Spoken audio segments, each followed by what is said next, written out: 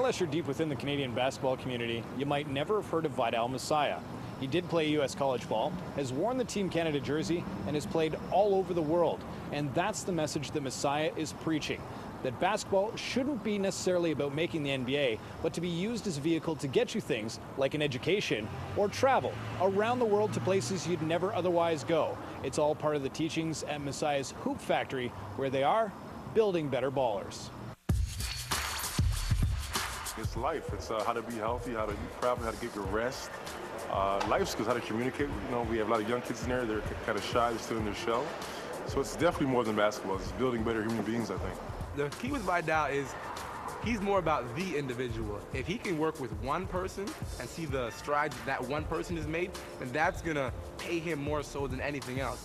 And so what we do is we try to keep it as intimate as possible. Because if you dilute what you're doing, you also dilute the effect you have. Basketball's been great for me. I've traveled the entire world. I've been to, you name it, China, South Korea. I've been to Indonesia. I got back from the Philippines pretty recently. All through Europe, South America. I played for our national team. Toured Europe in college. Got a scholarship through basketball. I met my girlfriend through basketball. Had a daughter through basketball. So it's been great. And if I could pass some of that experience on to any other kid here, and that's my goal, really, just to have a positive impact on some of their lives. But basketball's huge, and I've learned a lot about life as well, how to be on time, how to be disciplined, how to get my rest, take care of my body, and it's been my life for the past 14 years almost. Where some camps, especially those south of the border, are fixated on getting their kids seen by college and pro scouts, the Hoop Factory is different. There are no slam dunk competitions or three-ball showcases. In fact, there's barely, if any, scrimmaging. The focus is on nutrition and strength training, basketball, and life skills that can be taken home. On the odd day, we might have some 3-on-3, some 2-on-2, but for the most part, it's just work. A lot of conditioning, a lot of footwork, a lot of strength building, a lot of core work, and there's not a whole lot of games. No. They can come in and do what they need to do in a positive atmosphere. That's probably one of the best things you can do as an adult for the next generation. I love doing this, is sharing my experiences.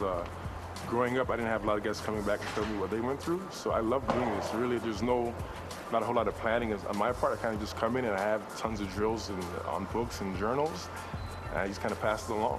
One thing that I personally try to impart is to keep track of your thought process, what you say to yourself when you're doing something. When you encounter a block, when you hit that point where you really don't think you can go forward, you got to change what you say to yourself, and then you can change what you do.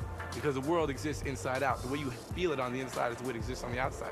So we can change the way they think and the way they see themselves and have a better, more positive picture of themselves, and that's the success stories we want. While the attention right now is focused on the individual, with an ideal coach-to-player ratio, the unfortunate part is that the Hoop Factory's had to turn kids away, unable to support the demand to attend.